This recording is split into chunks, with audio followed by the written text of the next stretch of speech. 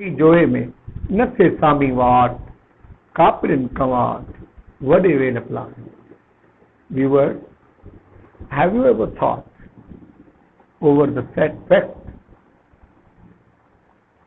that if you are alive and you watch your loved one, your dear one, departing from this mortal world, how miserable would you be feeling?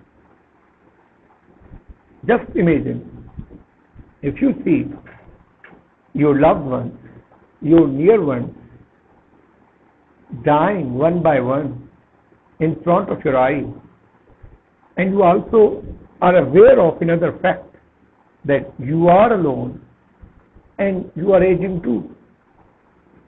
How miserable would you be feeling? This is what the poet of this Siddhi couplet does feel in this couplet. About this couplet, we'll be talking about later in the detail. Let me tell you that you are watching the program Stages of Sin, whose Sindhi name is Mudat Anokhi Aandiyan. My name is Munir Domki and I teach literature to postgraduate class students. Viewers, this is a live lecture coming straight to you from here at our academy, Readers Academy of English Language and English Literature, GP Road, Larkana. This program gonna be the 8th one on a Sindhi poet, and the poet about whose works, about whose life and poetry we will bit enlighten you today is Hazrat Makhdoom Noor Rahmatullah. A mystic come, a saint come mystic poet. First, let me tell you a bit about the life and work or contributions of Makhdoom Noor Rahmatullah Alayh, who is also known as Makhdoom Noor Sarwar. He was born in the year 1505 and bid adieu to this world in the year 1590. Makhdoom Noor actual name was Lutfullah and he was son of the Nematullah. Earlier, his ancestors came from Kot Karod near Multan. They came from there and settled here in Halakandi, Sindh. Well, there are many stories about Makhdoom Noor Rahmatullah. It so happened that once some of the religious, well-recognized religious scholars of Thatta, they wanted to test his knowledge. They wanted to be aware of his religious knowledge. And they asked him the interpretation of one ayat of the Holy Quran. To their amazement, to their utter amazement, Makhdoom Noor told several interpretations of one ayat. Makhdoom Noor was a religious scholar, a theologian, had a comprehensive knowledge of Hadith. His capital is known as Nolakhi Godri. Since he was a religious scholar, so he was tasked to preach people Islam. So he preached Islam to people, preached peace to people, and preached justice to the people. So much so that soon many non-Muslims and pagans started embracing Islam. Makhdoom Noor was the first to translate Holy Quran in Persian language. He is also considered to be one of the pioneers of promoting culture of hospitality in Sindh. And it is usually said about these Makhdooms that they were the very people who interacted in large with people of all kinds and creed and race, and soon made or created a kind of a place in their hearts with their mild nature, benevolent behavior, and gentle ways of conversation.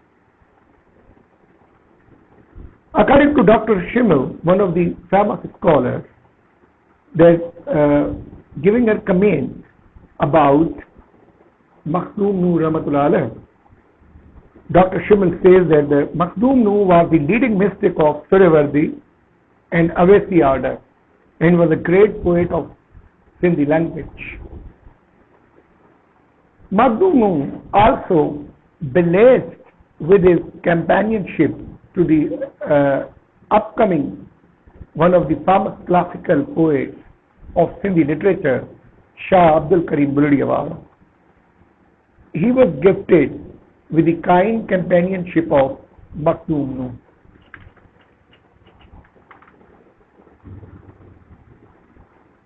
It is also generally said about Makhdoom Noor that Makhdoom Noor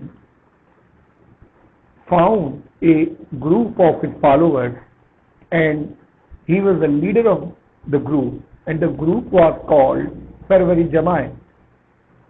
About his behavior, about his kind attitude, it is much known even today in this part of the world. He was very kind to his disciples and his adherents and usually had very intimate relationship with them. So much so that he used to call his followers his friends.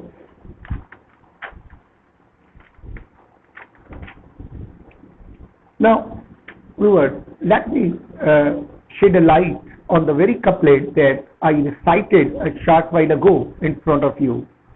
And for your better comprehension and understanding, let me again recite that couplet. Nafse jogi joye mein, nafse sami wat, kapirin kamat, vade velakalan.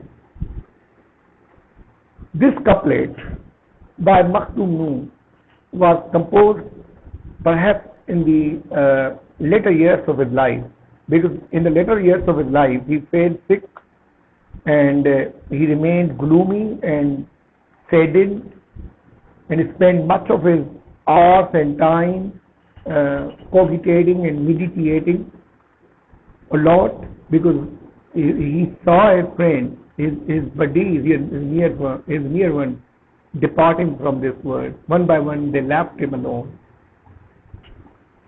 So this couplet shows his profound relationship with his friends. And I would like to tell you, viewers, that Nafse Jogi Joe mein and Nafse Swami Wat. Jogi and Swami, earlier the word Jogi was first time coined by, or the term Jogi was coined by the first Sindhi classical poet, Qazi Qadan, and perhaps Makhdoom Noor takes the credit of coining the new term Swami in his poetry as Jogi was coined by Qazi Qadan. So these two words here in this couplet, Jogi and Swami, the poet uses to display his deep relationship with his disciples and the friends. Secondly, this couplet shows his unending longing for his late buddies and friends who have departed from this world. The same couplet also depicts his severe pain of separation from those buddies. Moreover, we also come to know from these two lines of the poet Makhdoom Noor, he manifests the universal truth of mortality of man and the natural process of death. Not only that, we also come to know the kind of the bitter feelings or bitterness of his loneliness after the death of his disciples, very close disciples. To tell you more about his poetry and the diction of writing the couplets, because Makhdoom Noor is the only mystic poet who has got a very handful of couplets, the couplets which can be counted the fingers. He did not write books of poetry, or he did not write too much poetry. He wrote a very short number of couplets. Now, if we analyze his couplets and the poetic diction, we come to know that Makhdoom Nooh uses simple and easy language. His couplets show how close he remained to his people of the time and disciples. We also come to know through his couplets separation of his loved ones. His poetry reflects the time in which he lived in. Moreover, Makhdoom Nooh's couplets are also the vivid expression of his inner being and inner profound pain. These couplets also depict, they are the portrayal of the reality of this world and man. But more importantly, we also come to know that Makhdoom Nooh's couplets show a kind of struggle to find a certain way to seek God. Much of his poetry consists of two lines, means couplet, a two-line verse, and paraphrase, three-line verse. Only one couplet is there which consists of three lines, and I would like to read for you, the viewers, that couplet by Makhdoom Nooh Rahmatullah Alayh. Samo bisaten gad, tu biloch bilajake, halande samay samu, tu pir kirat kaj, to pir the dead, samay bisobas. In this three-line verse, the poet expresses and asks the needy one to prepare to appear in front of the ruler, Samo, who was surrounded by his maids, to below the logic, and asking the needy one to have some on your principles. And when you meet the ruler and you express your needs or your compulsions in front of him, at that time, do express your compulsions or needs in front of the ruler, because a ruler often feels glad when they provide some sort of a succor to the needy one. And by providing succor to the needy one, the kings, the rulers feel some sort of victory, and they feel that they are not ordinary people. Now, viewers, let me recap that what I have shared with you up to now. I have shared with you up to now that Makhdoom Nooh Rahmatullah Alayh was, pioneers, among the pioneers to promote the culture of hospitality. He was the first to translate the Holy Quran into Persian language, and he was the first, perhaps, to coin the term Sami, as the term Yogi was used for his a spiritual teacher by Qazi Qadan. I have also shared with you that he was the leader of his group, Sarwari group, and according to Dr. Shimel, that he was the leading mystic of Sarwardi and Avesi order, and was a great poet of Sindhi literature. Now, it so happened that these mystic poets, their poetry is always replete with a kind of longing for eternal love, and that eternal love means that they seek the love of God.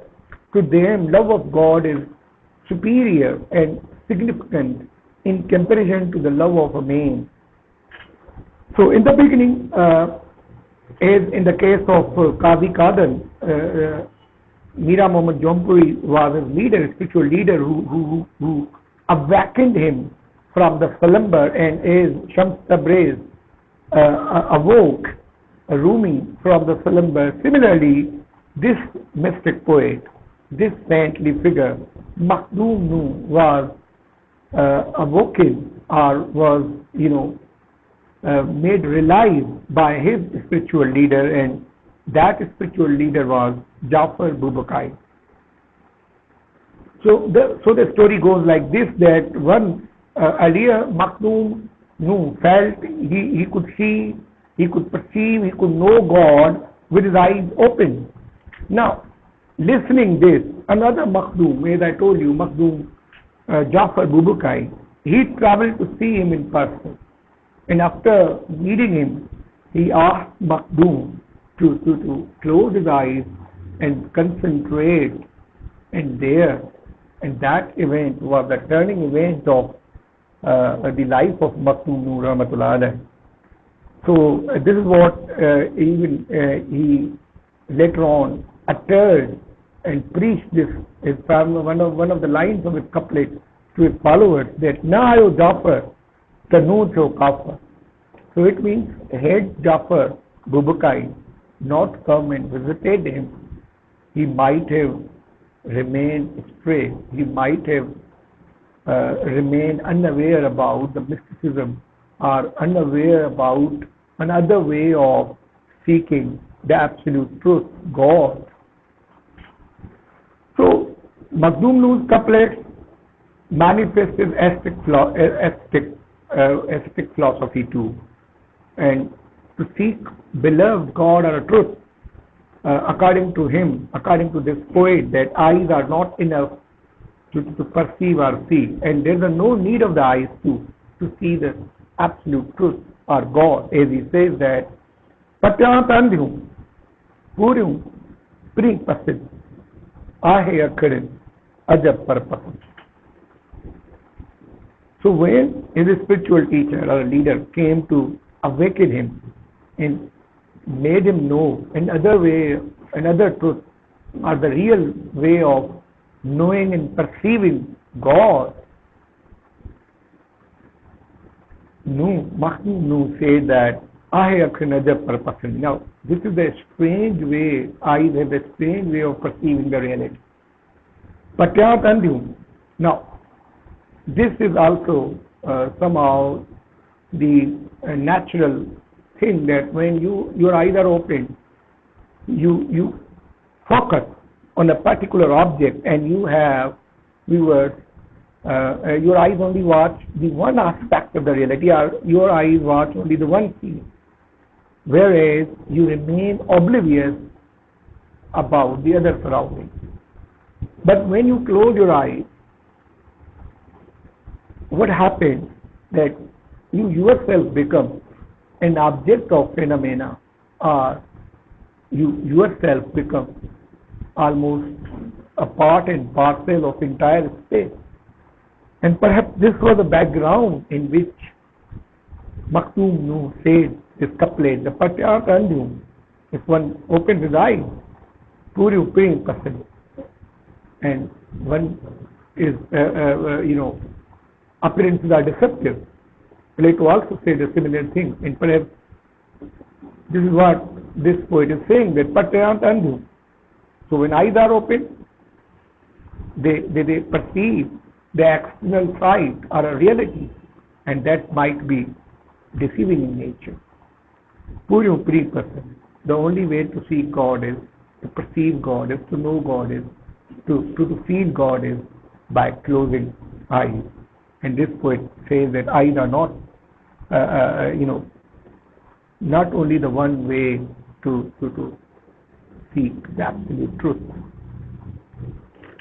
Well, moving on, Makhdoom Noor earlier saw God in the external nature or natural side. Earlier he tried to see reflection of God in nature and in natural side. That's why he said that Pei Japar Bhaat Sa Ma Kame Bhayo Mano Roi Chadi Raat Disi Dukhe. Now,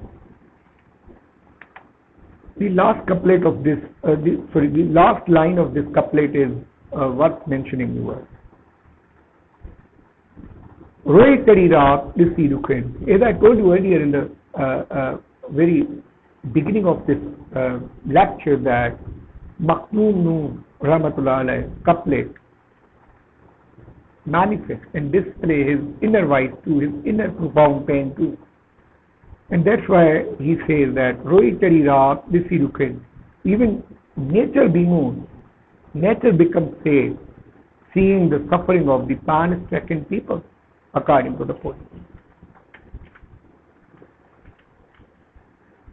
Well, this poet, Makhdoom Noor, in the last days of his life,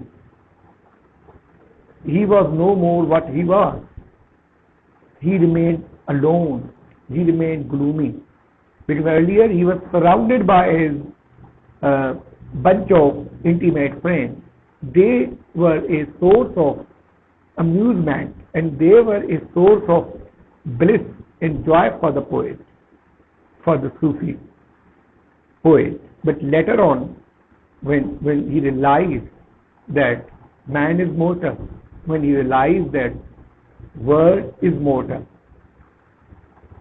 and he developed a longing to see his loved ones. In the last days of his life, he yearned for his followers. And he said a message to one of his adherent disciples, entreating him, requesting him to come and see him. Abu Bakr aao, sami safar hadya. Ta koi mata sikhi sunasin. Oh my friend, Abu Bakr, come and meet me. I'm about to depart from this world. And we might not have an opportunity to mingle again or meet again and see each other. When Abu Bakr, his disciple cum friend, received the message of his teacher, he replied, Acha tho acha, kajao kadri je jata, ta koi mata sikha sunasin. Now these Sufis, ascetic people or mystic people have strange ways of meeting or interacting with people and their leaders and spiritual teachers. Here in this couplet, the disciple of Makhdoom Noor replied that I'm coming, I will come, but let me first unburden myself from the heavy workload of worldly affairs. And let me decorate myself with the pomp and show of Sufi, righteousness. And then I would come and meet you. And after that, if I do not meet you, then I will have no regrets. And if I do not meet you, I will have a big regret of my life. So, Makhdoom Noor Rahmatullah alayh held his friend, his disciples, very close to his heart. And he was the only poet of the time who, perhaps the only mystic poet of his time, who never uttered something ill will against the religious code of conduct, and who never even spoke raw words or words that could hurt anyone.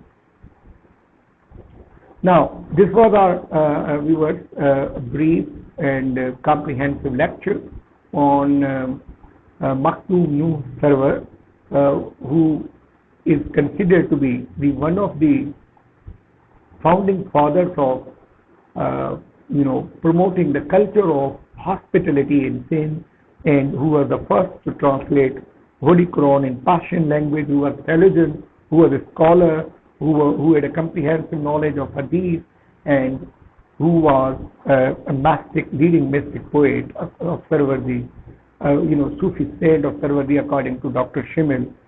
And Makhdoom Noor also, because of his mild nature, many non-Muslims and pagans embraced Islam. So my name is Munir Domki and you are watching the program Cities of Fame, whose Sindhi name is Mudat Anokhi Andiya. And this program is a project of Leaders Academy of English Language and English Literature, GPO Road, Larkana. With this, we sign off. Khuda Hafiz.